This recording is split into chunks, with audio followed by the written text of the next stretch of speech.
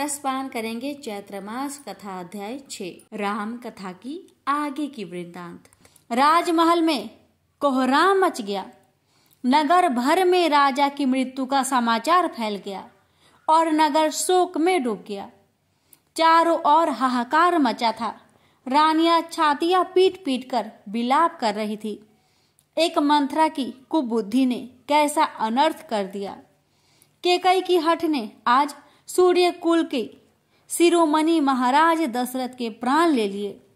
वे कलंकित हो गई, परंतु बुद्धि भ्रम के कारण उन्हें अभी इसका भान नहीं था। सारी प्रजा आज उन पर थूक रही थी और वे अस्तंभित सी बैठी थी। कुलगुरु वशिष्ठ यह समाचार सुनकर आ गए। होनी को कोई नहीं टाल सकता था। जो होना है वह होकर रहता है। मुनिवर भी शोकाकुल थे। 1-2 दिवस में ही अयोध्या का श्रीहीन हो जाना देव की प्रबलता का परिचायक था। मुनि जीवन मरण का सत्य जानते थे, अतः इन्हें स्वीकार करते हैं। वे अनेक प्रकार से इतिहास कहकर सबको सत्वाना देने लगे और तेल का कराह मंगाकर राजा के पार्थिव शरीर को उसमें रख दिया गया। फिर दूतों को केकई के पास भेजकर भरत को यह समाचार न देने किंतु शीघ्र आने का संदेश भिजवाया। अंतपुर में रुदन था। वशिष्ठ जी सबको समझा रहे थे कि मृत्यु जीवन का अंतिम और शाश्वत सत्य है। इस धराधाम पर जो जन्मा है उसे मरना ही होगा। इधर भारत को कुल दिनों से विकलता हो रही थी। जाने क्यों कुछ भी अच्छा नहीं लग रहा था। वे अपना नाना के घर भाई शत्रुघ्न सहित कुछ दिनों के लिए आए। पहले तो खूब मन लगा था, परंतु अब वातावरण ही भारी लगता था। रात को ऐसे ऐसे सपने आ रहे थे कि भय लगने लगता।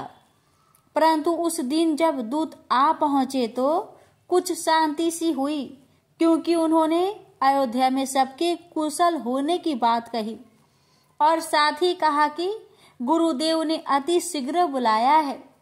भरत के लिए गुरु की आज्ञा टालना संभव नहीं। वे तत्काल अपने मामा आदि से विदा लेकर शत्रुघ्न सहित तीव्र वेग वाले अश्व पर सवार होकर अयोध्या की ओर चल पड़े। मार्ग में 1-2 जगह विश्राम करते दूतों से राम लक्ष्मण और अन्य सभी के विषय में बड़े अनुराग से पूछा तो दूतों ने रटा रटाया संक्षिप्त उत्तर दिया, सब कुशल है। अयोध्या की सीमा में प्रवेश करते ही अब शगुन दिखाई देने लगा। कौवे जगह जगह बैठे काव काव कर रहे थे। गीदड़ और बिलाव निर्भर होकर विचर रहे थे। श्वान ऊपर मुख करके रो रहे थे। भरत का दिल बैठा गया और विषाद उत्पन्न हो गया।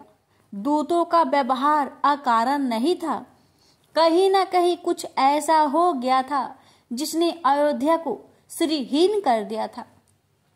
अब आगे बढ़ने में उन्हें भय लग रहा था। अश्व राजपथ पर आ गया तो नगरवासी प्रणाम तो कर रहे थे, परंतु उसमें वह आदर नहीं जो पूर्व में होता था। हाय विधाता, ऐसा क्या हो गया उनकी अनुपस्थिति में? लोग उनकी ओर दोबारा ताकते भी नहीं।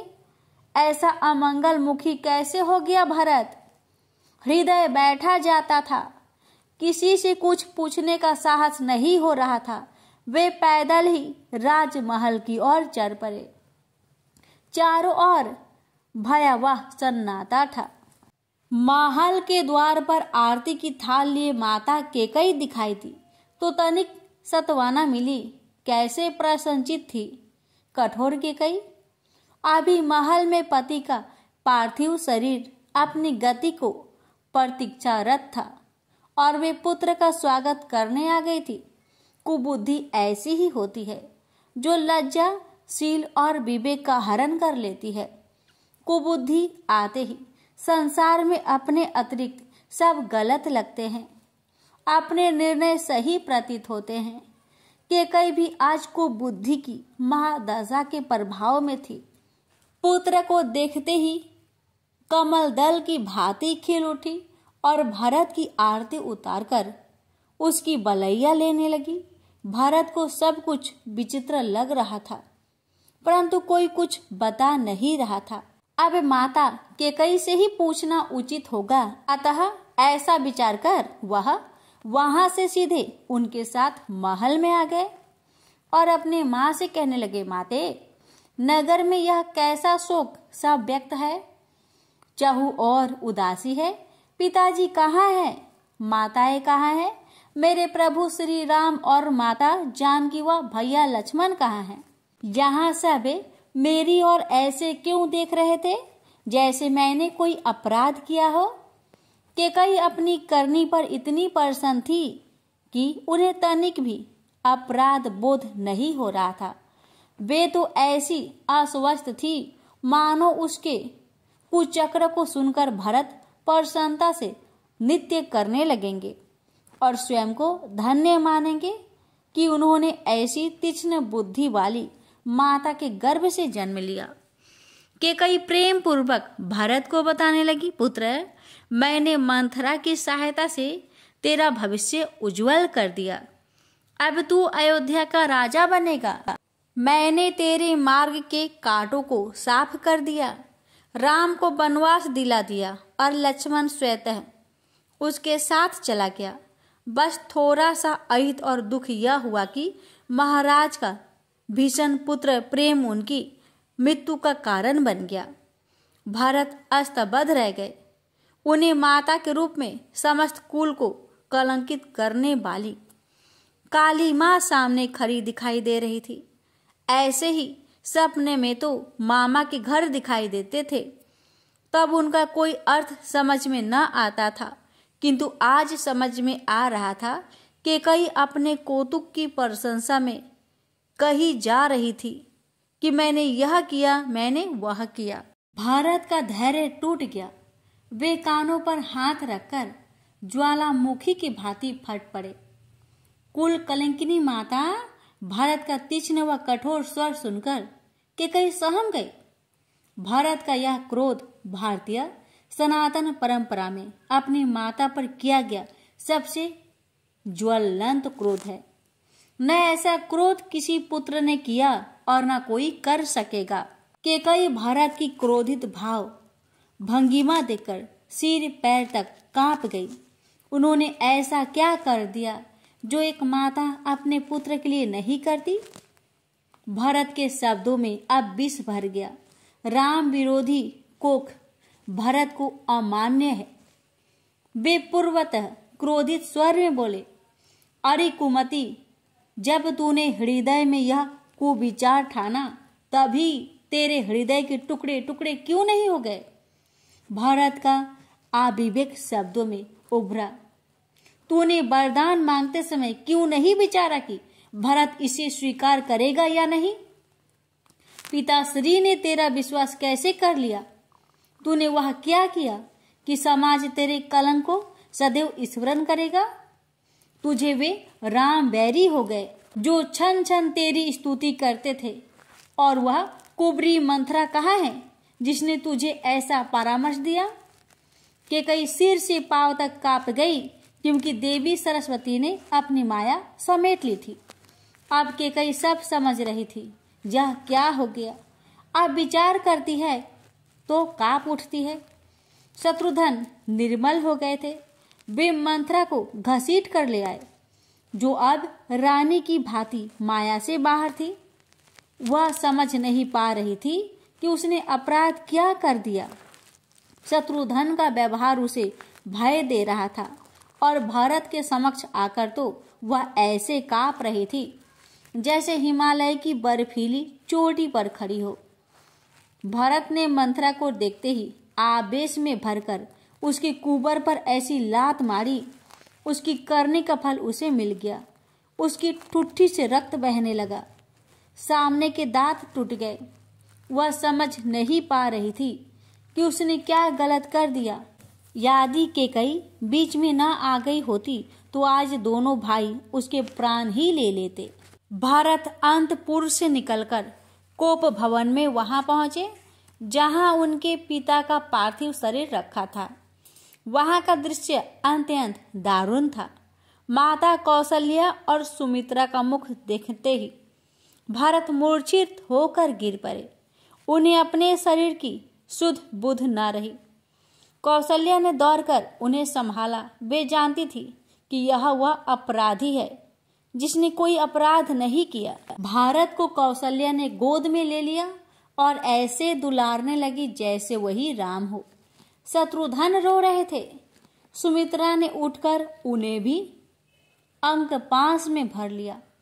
भारत का आवेश अब रोके नहीं रुकता।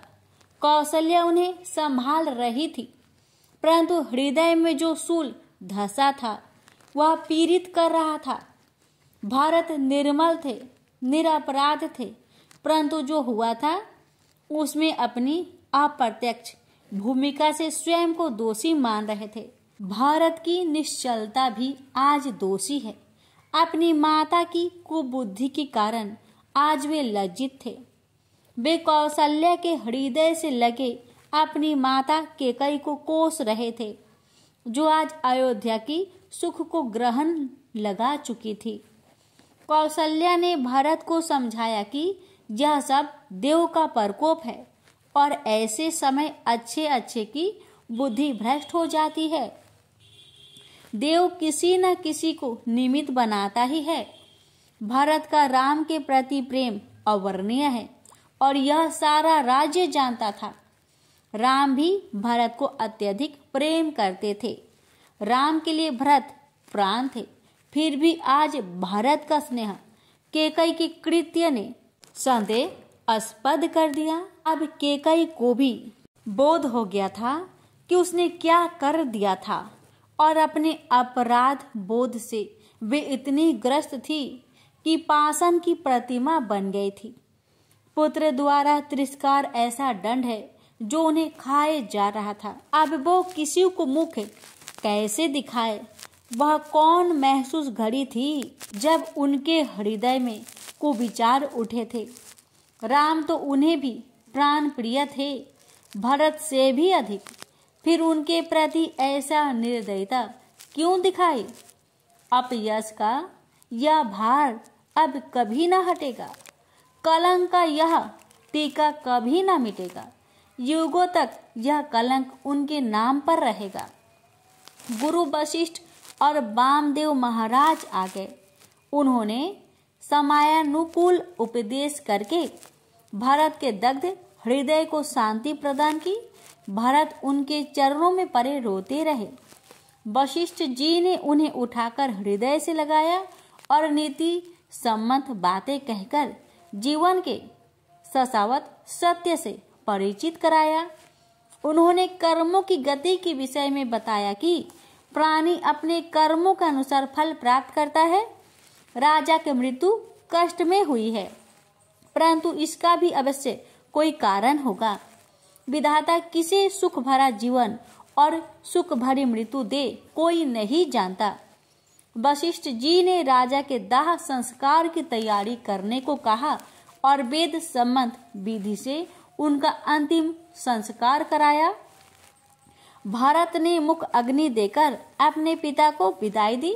नगर भर के लोग आज रो रहे थे।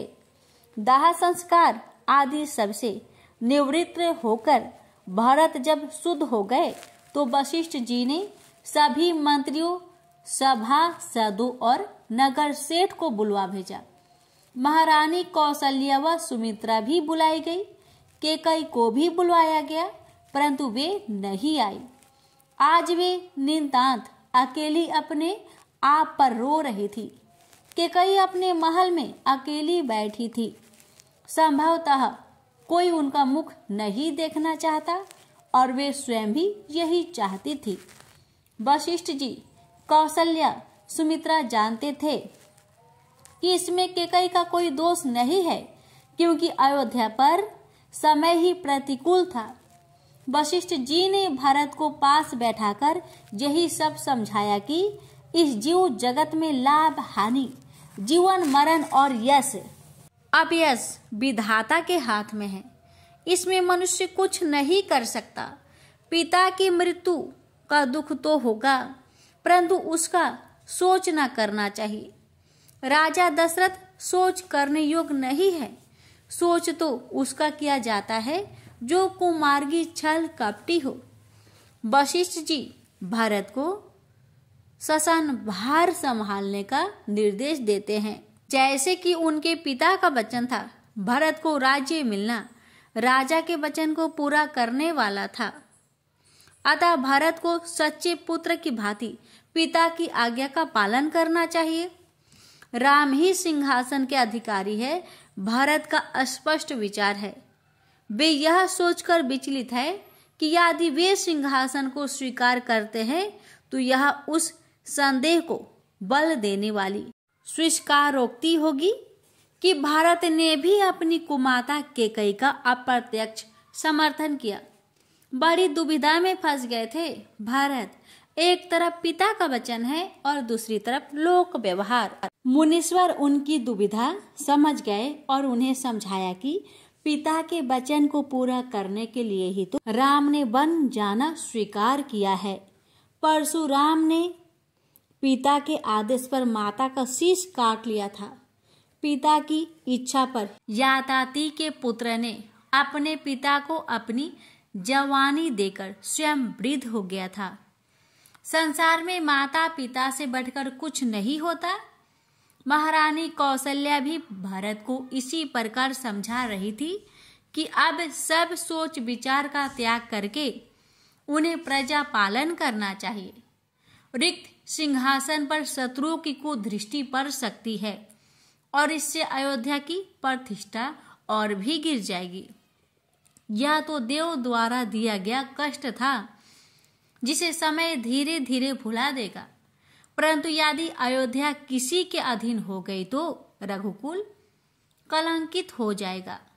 भरत ने गुरु और माता की बात ध्यान पूर्वक सुनी और फिर हाथ जोड़कर कहा कि वे श्री राम के बिना अपूर्ण हैं और उनकी भी मुझ पर बड़ी प्रीति है। क्या अच्छा हो कि उनकी विनती सुनकर प्रभु लौट आए।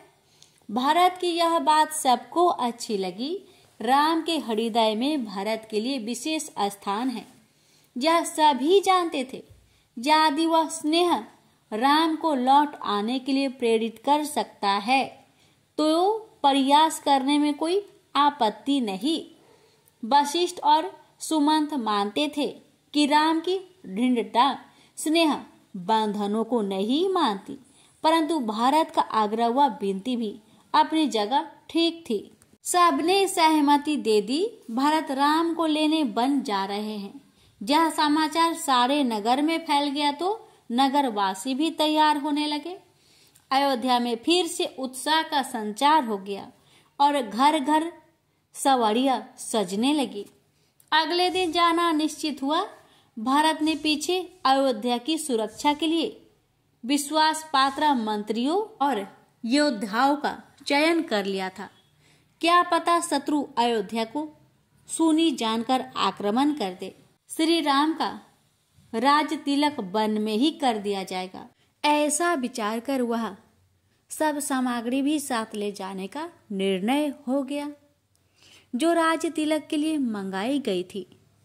सब जा रहे थे और कैकेयी अपने कक्ष में पछता रही थी। ऐसे समय में महारानी कौशल्या और सुमित्रा ने उदारता और आपन तत्व का परिचय दिया और कैकेयी के कक्ष में पहुंची। कैकेयी ने बिलख कर अपना मुख हाथों से ढक लिया, मानो अपना मुख उन्हें दिखाना ही नहीं चाहती हो। कौशल्या ने स्नेह से उनके सिर पर हाथ रखा तो कैकेयी के धैर्य का बांध टूट गया। वे कौशल्या के चरणों से लिपट गई और अपने आप को कोसने लगी। पतिता, कुलटा, पापिनी, रामद्रोही, पुत्रद्रोही, पति भक्षण आदि न जाने क्या क्या कहकर अपने आप को कोसने लगी। जब उनकी भड़ास निकल गई तो कौशल्या ने उन्हें हृदय से लगा लिया और समझाने लगी कि जो हुआ वह अयोध्या के दुर्भाग्य से हुआ है। और देव ने उसे निमित्त पात्र बनाया है, अतः वे स्वयं को दोषी न माने। कौशल्या और सुमित्रा की महानता सराहनीय है। वे कैकेयी को सदैव अपनी छोटी बहन मानती आई थी और आज भी उसी के अनुरूप व्यवहार करते हुए उनके दोष को भुला दिया। अब कैकेयी निर्मल हो गई थी और राम से क्षमा मांगने को व्याकुल थी, अतः वे भी बन जाने को तैयार थी। अयोध्या पिछले दिनों के कष्ट को भूलकर नए आनंद की दिशा में बढ़ रही थी। अनेक सावड़ियां सजकर राजपथ में खड़ी थी। रात भर लोग इसी विषय में चर्चा करते थे कि राम आ जाएंगे तो अयोध्या फिर से खिल उठेगी। जितना संताप अयोध्या वासियों ने सहा था वह राम के आने से दूर हो जाएगा। बूढ़ों और बच्चों को घर पर ही रहना होगा। गर्भवती स्त्रियों को भी जाने की अनुमति नहीं थी, उन्हें भी नहीं ले जाया जाएगा। इसी अनुसार शासनादेश का पालन हो रहा था। प्रातः होने पर सब अपनी अपनी सवारियों में जा बैठे। तीनों माताएं भी पालकियों में जा बैठी। मुनि वशिष्ठ अपने रथ पर सवार हो गए। सभी ब्राह्मण रथों पर बैठ गए। अनेक नगरवासी पैदल ही चलने को तैयार थे। अब भरत और शत्रुघ्न आए तो भरत ने पैदल चलने वालों के संग चलना स्वीकार किया। शत्रुघ्न भी उनका अनुसरण करने लगे। अपने प्रिय भारत को पैदल चलता देख सभासद भी रथ से उतरकर पैदल चलने लगे। यह देखकर गुरु वशिष्ठ ने भारत को समझाया कि यदि वे पैदल चलेंगे तो सभी पैदल चलेंगे और इससे सावड़ियों की गति भी बंधित होगी। गुरु की आज्ञा मानकर भारत पहले तो पैदल चलने वाले के लिए सवारी की व्यवस्था करने लगे और फिर दोनों भाई रथ पर सवार हो गए। राम दर्शन की लालसा सबके हृदय में हिलोर ले रही थी। पहला पड़ाव तमसा के तट पर हुआ, जहां पहले से ही कई अयोध्यावासी परे हुए थे जो राम के साथ आए थे और जिन्हें राम सोते हुए छोड़ चले गए थे। तब से उन्होंने वही डेरा डाल दिया है। अब अपने पूर्ववासियों से मिलकर सब खुश थे। भरत उनकी राम भक्ति पर गदगद हो गए।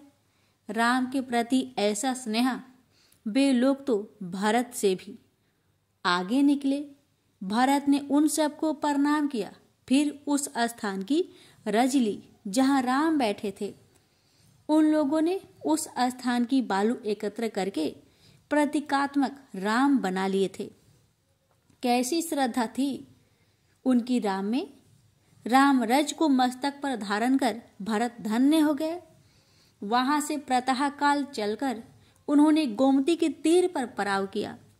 वशिष्ठ जी व अन्य ब्राह्मणों के साथ जनक जी भी थे, जो राजा दशरथ के मृत्यु शोक में रानी सुनैना सहित अयोध्या आए थे और अब उन सबके साथ ही राम दर्शन को जा रहे थे। जनक जी अंतर्ज्ञानी थे, वे विदेह थे, देह में रहकर भी देह से निर्लिप्त, राजा होकर भी ऋषि थे। वे सुंदर सुंदर आख्यानों से सबको हर्षित कर रहे थे। अगले दिन भारत और अयोध्या वासी श्रृंगवेरपुर के पास जा पहुंचे। निषाद राज गुहा को सूचना मिली कि भरत जी सेना सहित वन की ओर जा रहे हैं, तो वे उन्हें संदेह होने लगा कि कहीं भारत का यह सैन्य अभियान प्रभु राम के विरुद्ध तो नहीं। निष्कट राज्य के लिए राजकुलों में ऐसी षड्यंत्र होते रहते हैं। निषाद राज को राम ने मित्र माना था, तो मित्र के हित की बात ही सोचना स्वाभाविक था। उसने अपने लोगों को एकत्रित किया और सभी नाव छुपा देने व अस्त्र शस्त्र संभाल लेने को कहा। वे राम की रक्षा में प्राण भी देने को तैयार हो गए। वन्य जातियों, ये लोग बड़े युद्ध प्रिय और लड़ाके होते हैं। उनके पारंपरिक अस्त्र शस्त्र भी बड़े घातक थे। सभी रामचंद्र जी के अनन्य भक्त थे और रामद्रोही का सामना करके प्राण देने व लेने में हिचकेंगे नहीं। सब प्राणपण से झूलने को तैयार थे। तभी एक अनुभवी व वृद्ध निषाद ने शकुन विचार कर कहा, भरत श्री राम को मानकर अयोध्या ले जाने आए हैं। शकुन ऐसा कह रहा है कि इसमें किसी प्रकार का विरोध नहीं है, हमें भरत जी से मिलना चाहिए। निषाद राज को वृद्ध की बात उचित लगी। बिना विचारे निर्णय लेना कभी ठीक नहीं होता। बूढ़े ने समय पर चेता दिया था। भरत का स्वभाव और उद्देश्य जाने बिना युद्ध की तैयारी करना मूर्खता थी। वह अपने ये धाव को मोर्चे पर खड़ा करके भरत जी से मिलने चल पड़ा। अपार जन समूह था, पालकियां भी थी। शंका कम हुई, युद्ध में स्त्रियों का क्या काम। मुनि वशिष्ठ दिखाई दिए और निषाद राज ने जय श्री राम कहकर दंडवत होकर प्रणाम किया। राम का प्रिय जानकर वशिष्ठ जी ने उसे आशीर्वाद दिया और भरत के पास भेजा। निषाद राज ने भरत को प्रणाम किया तो भरत ने रथ से उतरकर उसे हृदय से लगा लिया। राम भक्त ने राम भक्त को बिना परिचय पाए ही जान लिया था। निषाद राज विहल हो गए। उस भील असभ्य को जैसे राम ने मान दिया वैसे ही भरत ने भी दिया। वह अपनी मूर्ख सोच पर मन ही मन पछता रहा था। निम्न बुद्धि जो ठहरा, उसने सभी माताओं को प्रणाम कर आशीर्वाद पाया। अब निषाद राज उनके स्वागत सत्कार में जुट गया। उसके लोग बड़े उत्साह में उसकी आज्ञा का पालन कर रहे थे। स्त्रियां माताओं के पैर दबा रही थी। टोकरी भर भर कर फल लाए जा रहे थे। दूध, शहद, मेवा, मिष्ठान आदि से अयोध्या वासियों को सप्रेम भोजन कराया जा रहा था। मुनि वशिष्ठ प्रसन्न थे कि कल तक मालिन हो रहे मुखों पर आज आनंद था। निषाद राज भरत के समीप बैठे श्री राम का गुणगान कर रहे थे। रात भर यही आनंद रहा। प्रातः काल होने पर निषाद राज के आदेश पर अनेक नाव घाट पर लगा दी गई। 4 घड़ी में सभी लोग गंगा के दूसरे तट पर आ गए। फिर निषाद राज को साथ लेकर सभी उस ओर चल पड़े जिधर राम गए थे।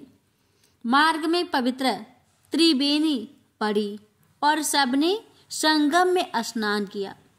परम पावनी त्रिधारा के तट पर भरत ने यज्ञ कर ब्राह्मणों को दान दिया और आशीर्वाद मांगा कि प्रभु राम उन पर प्रसन्न हो और उनका मनोरथ पूरा करने की कृपा करे। ब्राह्मणों ने भरत की राम भक्ति की प्रशंसा की और कहा कि भरत का राम के प्रति प्रेम पवित्र और सच्चा है। वहां से भरत सबको साथ लेकर भारद्वाज मुनि के आश्रम में पहुंचे। भरत संकोच में थे कि मुनिवर जब सारा वृत्तांत जानेंगे तो क्या सोचेंगे, परंतु भारद्वाज मुनि सब जानते थे। वे भरत का संकोच दूर करके विधाता द्वारा निर्धारित कर्तव्य का उदाहरण देते हैं। उन्होंने बताया कि माता कैकेयी का इसमें कोई दोष नहीं है और देवों के प्रेरणा से देवी सरस्वती ने ही उनकी मति फेर दी थी। यह सुनकर भरत का विषाद मिट गया। माता के प्रति जो दुर्भाव था वह दूर हो गए थे। अब वे स्वयं को शांत अनुभव कर रहे थे। भारद्वाज मुनि ने सबको यथोचित सत्कार किया। प्रातः काल होने पर स्नान आदि से निवृत्त होकर भरत ने मुनिवर से आज्ञा मांगी। अब वे चित्रकूट की ओर चल पड़े, जहां भगवान राम, लक्ष्मण व सीता जी सहित कुटी बनाकर निवास कर रहे थे। अयोध्यापति त्रिभुवन के स्वामी आज पर्णकुटी में निवास कर रहे थे। भारत के हृदय में शीघ्र दर्शन की लालसा थी। निषाद राज का हाथ थामे वे बड़े उत्साह से पैदल ही चले जा रहे थे। प्रकृति अनुकूल हो गई थी। बादलों ने छाया कर दी थी। शीतल मंद समीर बह रही थी। मन में उत्साह था। देवराज इंद्र चिंतित हो उठे। भरत का प्रेम इतना निश्चल और दृढ़ था कि इंद्र शंकाशील हो गए कि कहीं राम उनके स्नेह बंधन में बंधकर वापस ना चल पड़े। फिर तो बना बनाया काम बिगड़ ही गया। समझो, इंद्र ने अपनी शंका देवगुरु बृहस्पति के सामने रखी और उनसे कोई उपाय या छल करने की विनती की। भरत प्रेम का समुद्र थे और श्री राम संकोची। इंद्र भयभीत थे कि कहीं भारत के प्रेम का प्रचंड आकर्षण श्री राम को मोहित ना कर दे। इसलिए देवगुरु से कोई छल करने की विनती की। देवगुरु ने उन्हें समझाया कि कैकेयी के साथ जो छल किया गया उसमें प्रभु राम की भी प्रेरणा थी, परंतु अब उनसे विलग होकर ऐसा कुछ किया तो अनर्थ हो जाएगा। राम की इच्छा के बिना कोई कार्य सफल नहीं होता, अतः कुविचार भी मत करो। राम सर्वज्ञ, सर्वव्यापी और सर्वहितकारी हैं। वे देव उद्देश्य हेतु सबको संतुष्ट करेंगे। इंद्र का संदेह मिट गया। इधर तीर्थ राज में स्नान करके भरत आदि सभी अयोध्यावासी चित्रकूट की ओर चले। मार्ग में यमुना के किनारे पड़ाव हुआ और फिर आगे बढ़ चले। उधर चित्रकूट में जैसे स्वर्ग उतर आया हो। जहां श्री राम बसते हो वहां स्वर्ग ही बन जाता है। अनेक आश्रम उनकी कुटिया के आसपास स्थापित हो गए थे। ऋषि मुनि और वनवासी उनके नित्य दर्शन करके स्वयं को बड़भागी मानते थे। जानकी सहित राम के दर्शन दुर्लभ है। इस मनोहर युगल के साथ शेष अवतार लक्ष्मण भी तो है। क्या कहना, इन तीनों के संयुक्त दर्शन तो क्षीर सागर में ही संभव है। योगी तपस्वी भी इस महादर्शन को हजारों वर्ष तपस्या करते हैं तो भी कोई पुण्यशाली ही सफल होता है। चित्रकूट की शोभा ही निराली थी। राम लक्ष्मण ने अपने हाथों से वह सुंदर पर्णकुटी बनाई और सीता ने उसे फुलवारी से सजाया। सीता और राम पर्णकुटी में शयन करते थे और राम भक्त लक्ष्मण रात भर बीतासन मुद्रा में बैठे परहरी बने रहते थे। लक्ष्मण ने निद्रा त्याग दी थी। रात्रि का समय था। लक्ष्मण पहरे पर थे और पर्णकुटी में सोई सीता ने अभी अभी स्वप्न देखा कि भारत समाज सहित वहां आ गए हैं। वे जाग गई तो राम भी जाग गए। सीता ने स्वप्न के बारे में बताया। राम भाव विभोर हो गए। परंतु भरत के आने का क्या कारण? राम ने कुटी से बाहर आकर लक्ष्मण को स्वप्न के विषय में बताया तो लक्ष्मण की भ्रुकुटी तन गई। लक्ष्मण जानते थे कि सीता जी का सपना सत्य ही होगा। उन्होंने निसंकोच कह दिया कि भारत के हृदय में राजमद समा गया है और अब वह निष्कटक राज्य की इच्छा से कुटिलता पर उतर आया है। सत्ता पाकर ऐसे विचार आना स्वाभाविक है। राम लक्ष्मण की इस बात से सहमत नहीं। वे भारत की साधुता जानते थे, अपने प्रति उनके प्रेम को जानते हैं। भारत का मन कदापि कलुषित नहीं हो सकता। लक्ष्मण अपने ज्येष्ठ की उदारता और दयालुता पर निछावर है। दोनों भाइयों को निद्रा नहीं आ रही थी, अतः विचार विमर्श करने लगे। प्रातः होने पर स्नान आदि से निवृत्त होकर महादेव का पूजन किया। तभी एक मुनि कुमार दौड़े हुए आश्रम में आए और श्री राम को सिर झुकाकर प्रणाम करके वह समाचार सुनाया, भरत जी अपने साथ चतुरंगिनी सेना लेकर आ रहे हैं। सेना? लक्ष्मण क्रोध से कांपने लगे। कहने लगे कि उन्हें तो पहले ही संदेह था कि भारत के मन में खोट आ गया है, इसलिए वे सेना लेकर आए हैं। वे समझ रहे हैं कि वन में श्री राम असहाय है। नहीं जानते कि लक्ष्मण भी अपना कठोर धनुष लेकर उनकी सेवा में तत्पर है और उनकी तरफ तृतीयक दृष्टि डालने वाले को लक्ष्मण के पराक्रम का सामना करना होगा। लक्ष्मण का क्रोध समस्त संसार को भय देने वाला है। वे धनुष उठा लेते हैं तो बड़ी से बड़ी सेना और स्वयं इंद्र भी सामने हो तो भी उनका बाल बाका नहीं कर सकते। लक्ष्मण के इस क्रोध को देखकर राम बड़े स्नेह में उन्हें समझाने लगे, बिना विचारे कोई निर्णय लेना उचित नहीं है। जल्दी में किया गया कार्य प्राय फलीभूत नहीं होता। भरत के विषय में ऐसा सोचना भी पाप है, क्योंकि उनके समान पवित्र इस संसार में कोई अन्य नहीं। भी देववाणी होती है जो राम के विचारों का समर्थन करती है। यदि जगत में भरत का जन्म ना होता तो पृथ्वी पर संपूर्ण धर्मों की धुन कौन धारण करता। अब लक्ष्मण का संचय मिट गया। अपनी सोच पर बेसकुचा रहे थे। भरत आ रहे हैं तो अब उनसे मिलने की व्यग्रता हो उठी। लक्ष्मण कंदमूल एकत्र करने चले गए। अब भारत की प्रतीक्षा हो रही है। भरत आ रहे होंगे। चित्रकूट के क्षेत्र में पहुंचकर भरत भाव विहल हो उठे। अब कुछ ही क्षणों में राम के दर्शन करके नयनों को तृप्त करेंगे। सेना और समाज को मंदाकिनी के तट पर रोककर भारत ने माताओं, गुरु और मंत्री सुमंत की आज्ञा लेकर पथ प्रदर्शक के रूप में निषाद राज को साथ लिया और शत्रुघ्न सहित पैदल ही उस दिशा में चल पड़े जिधर उनके प्रिय प्रभु राम, माता जानकी और भ्राता लक्ष्मण का आश्रम था। भारत की मनोदशा विचित्र हो रही थी। माता कैकेयी के कृत्य के कारण मन मलिन हो रहा था और पग पीछे को हट रहे थे, परंतु राम की भक्ति का बल आगे बढ़ा रहा था। मार्ग में शकुन होने लगे, जिनका फल विचार कर निषाद राज ने जाने की संताप मिटेगा, हर्ष होगा, परंतु फिर अंत में दुख होगा। सब प्रभु की इच्छा से है। आश्रम दिखाई देने लगा। निषाद राज वहां प्राय आता जाता रहा था।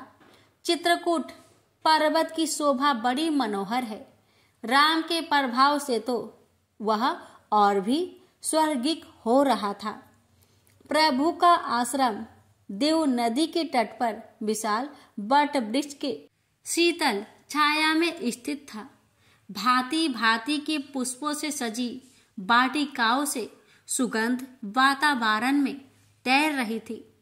भरत समीप होते जा रहे थे और हृदय प्रेम के आवेग से छलका जा रहा था। प्रभु के पावन आश्रम में प्रवेश करते ही हृदय के सब संताप मिट गए। भरत के नेत्र एकटक हो गए और पलकें झपकना भूल गई। लक्ष्मण जी सामने पीठ किए खड़े थे, सिर पर जटा, कमर में बलकल और उसी में तूनीर तथा कंधे पर धनुष है। वे परहरी की मुद्रा में खड़े थे। अंदर यज्ञ हो रहा था। श्री राम माता जानकी सहित वेदी में आहुति दे रहे थे और साधुगण मंत्र उच्चारण कर रहे थे। प्रभु दर्शन करके भारत के नेत्र से अश्रुधारा बहने लगी और सभी शोक दूर हो गए। भारत का अर्ध स्वर सुनकर लक्ष्मण ने उनके प्रेम को पहचान लिया। उन्होंने श्री राम से कहा, नाथ, भरत जी प्रणाम कर रहे हैं। राम अधीर हो गए और ऐसे खड़े हुए मानो भारत के ओझल हो जाने का भय हो। धनुष बाण इधर से उधर गिर गए। यह विह्वलता अद्भुत है। राम ने दौड़कर उन्हें हृदय से लगा लिया और दोनों के नेत्रों से जलधारा बहने लगी। राम भरत का यह मिलाप देखकर देवता हर्षित हो रहे थे। दोनों और किसी प्रकार का संचय नहीं रहा। निष्पाप, निर्मल और पवित्र मन से यह मिलन हो रहा था। राम की आंखों से अश्रुधारा बह रही थी और देवताओं की धुंधकुती बढ़ती जा रही थी। इधर लक्ष्मण और शत्रुघ्न का भावपूर्ण मिलन हो रहा था। संत समाज प्रसन्नचित था। यह मिलन कई मायनों में अद्भुत था। इससे रघुकुल की पुनः प्रतिष्ठा की स्थापना होगी अब भरत और शत्रुघ्न सीता जी के चरणों में गिर पड़े। सीता ने मातृवत दोनों के सिर पर स्नेह से हाथ फिराया। यह मिलन, यह क्षमा, यह उदारता और यह याचना सब इस प्रेम में समाविष्ट हो गए थे। राम ने सबकी कुशल क्षेम पूछी तो भरत ने बताया कि गुरु वशिष्ठ, सभी माताएं, जानकी जी के माता पिता, मंत्री, सेवक और नगरवासी सब आपसे मिलने आए हैं। गुरु का आगमन सुनते ही राम विहल हो उठे। उन्होंने शत्रुघ्न को सीता जी की सेवा में छोड़ा और स्वयं लक्ष्मण सहित भरत और निषाद राज के साथ नदी तट की ओर चल दिए। राम वहां पहुंचे जहां उनके प्रिय जन थे। सब उन्हें आते देख भाव विहल हो गए। एक साथ सब राम से मिलना चाहते थे। राम सबकी इच्छा पूरी करते हैं। वे अनेक रूप धारण करके सबके गले मिलने लगे। किसी को भी इस माया का आभास नहीं हुआ। सब यही सोचकर हर्षित है कि प्रभु सबसे पहले उसी से मिल रहे हैं। वे माता कैकेयी से मिल रहे थे। सरल स्वभाव और पूर्ण मात्र भक्ति से वे कैकेयी के चरणों में नत हो गए। कैकेयी कुछ सकुचा रही थी क्योंकि उन्हें अपने कृत्य का स्मरण हो आया था। राम उनका संकोच समझ गए और बड़े ही सुंदर शब्दों में काल, कर्म और विधाता का दोष बताकर सत्वाना दी। राम दया के सागर है, दुख मिटाने का अभूतपूर्व ज्ञान रखते हैं। कैकेयी का संताप भी मिट गया। राम कौशल्या के समीप उनके चरणों में बैठ गए। राम सुमित्रा की गोद में सिर रखे उनके स्नेहहीन स्पर्श से पुलकित हो रहे थे। राम जानकी जी से, वशिष्ठ जी से, एक एक पूर्ववासी से एक ही समय में मिल रहे थे। जब सबसे मिलन हो गया तो राम सभी को विनय सहित आश्रम में ले गए।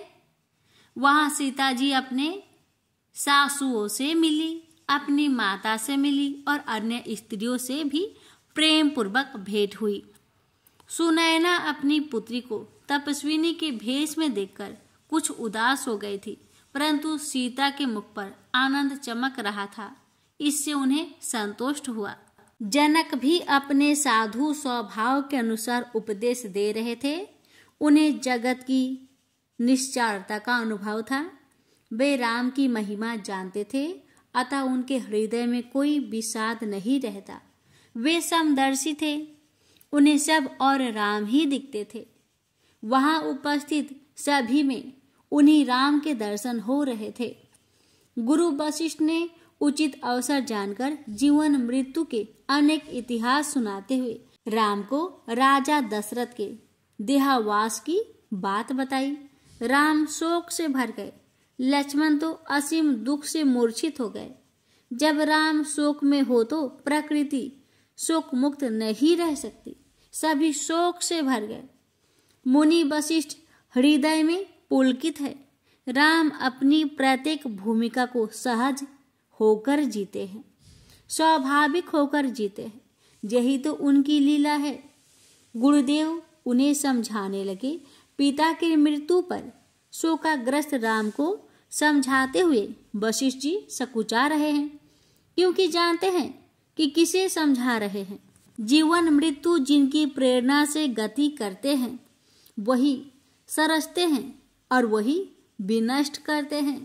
यह तो गुरुदेव लोग व्यवहार का पालन कर रहे थे और राम भी उसी धारा में बह रहे थे। गुरुजी ने उन्हें मंदाकिनी में स्नान कराया और राजा की स्मृति में उनकी आत्मा की शांति हेतु उनके हाथों से हवन करवाया। उस दिन राम ने निर्जल व्रत रखा। गुरुदेव जैसे निर्देश करते रहे, राम उनका पालन करते रहे। पिता की आत्मा के शांति के लिए सभी संस्कार में मन योग से कर रहे थे। 2 दिन इसी प्रकार व्यतीत हो गए। राम ने देखा कि वैसे तो सभी प्रसन्न हैं, परंतु वन के स्वाभाविक कष्ट तो सभी को व्याप्त रहे होंगे। राम अपने स्नेहजनों को कष्ट में नहीं देख सकते। मखमली बिस्तरों पर सोने वाली उनकी माताएं आज भूमि पर शयन कर रही थी, कंदमूल खा रही थी। अतः राम ने गुरुदेव से प्रार्थना की कि आप सभी लोग अयोध्या पधारे, क्योंकि अयोध्या इस समय सूनी है और यहाँ वनों के बीच सबको असुविधा भी होती है। गुरुदेव ने कुछ दिन और उस आनंद को अनवरत रहने देने की बात कही तो राम मौन हो गए। गुरु की बात टाली नहीं जा सकती। प्रेम से बोलिए सियावर रामचंद्र की जय। इसकी आगे की कथा कल के वीडियो में अवश्य सुनिएगा।